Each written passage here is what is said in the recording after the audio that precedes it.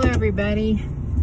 I dressed up today to go out to Walmart, and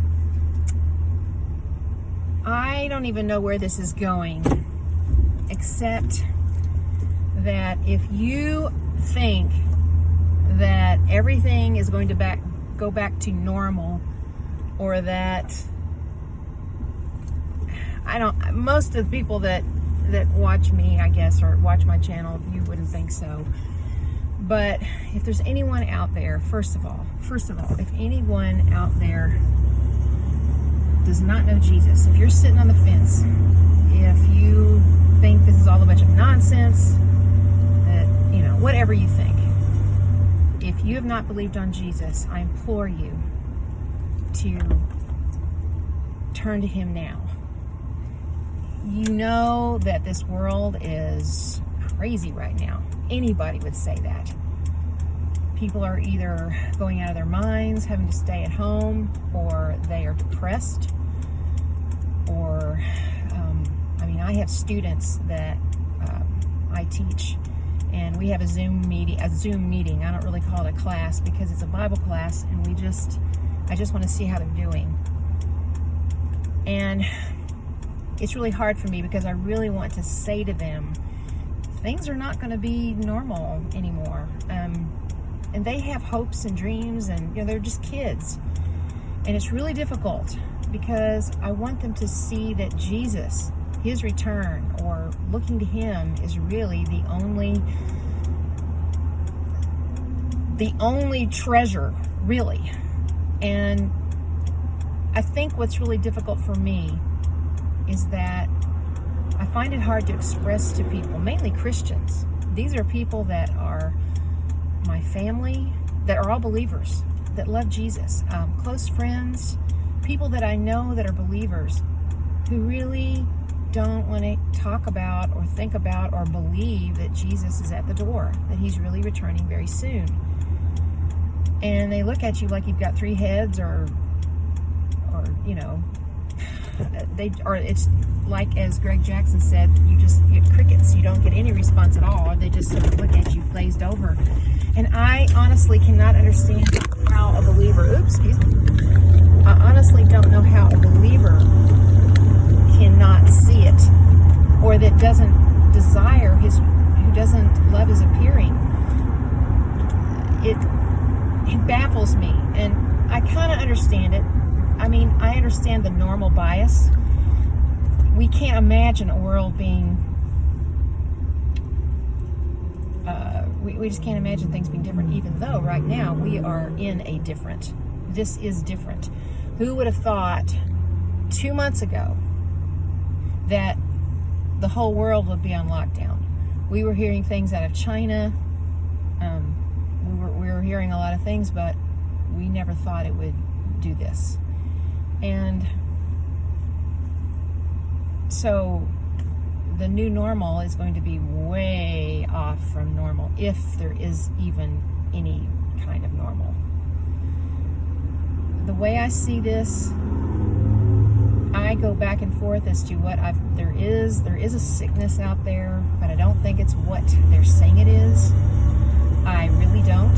I believe I've heard too many doctors that are speaking out, and there's something very, very suspicious about it. But it doesn't matter. It doesn't matter what it is, because it is being used to just set into place everything that Revelation and the Bible talks about. And anyone who can't see that as a believer, I don't understand. I really don't understand. All this to say is I go back and forth with just feeling fearful a little bit, just sort of for the short run. I know that the Lord will return, and I can't believe that it's not just second. I can't believe that it's so close we can't believe it.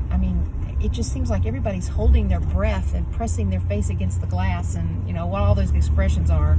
We're holding on, and And at the same time, I feel the normal bias.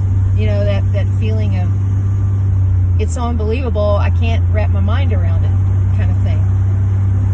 But, you know, we have the European Union is about to collapse. Everything we know in our country is, we don't see it yet. We do not feel the full impact of what is really happening. And we see them getting ready for, you know, this vaccine and digital currency, which we've been using anyway. I mean, really, I use it. It's a lot easier. It's convenient.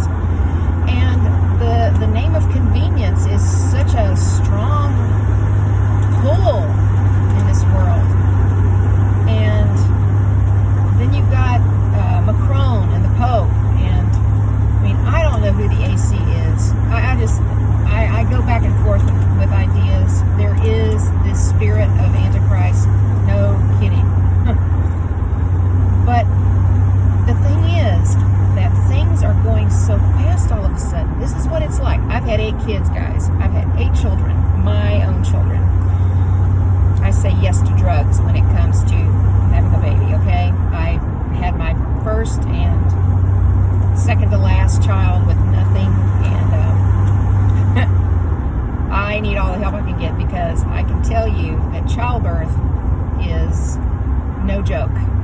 And I remember the first, pardon me men, but you know, this is the way it is. My first child, I remember it was all natural.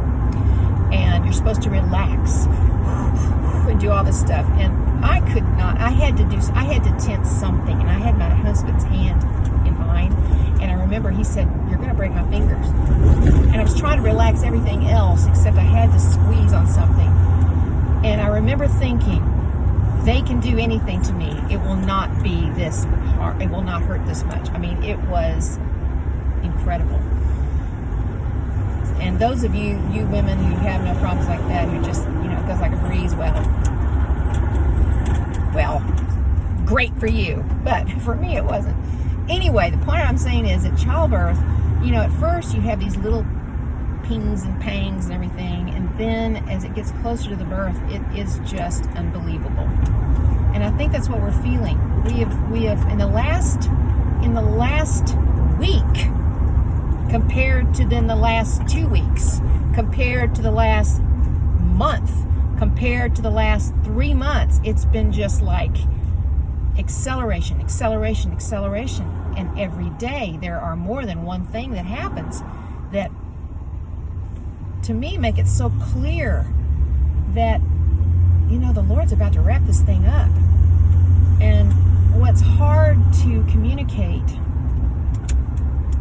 to people, to Christians even, is that, you know, God is going to give the devil his day.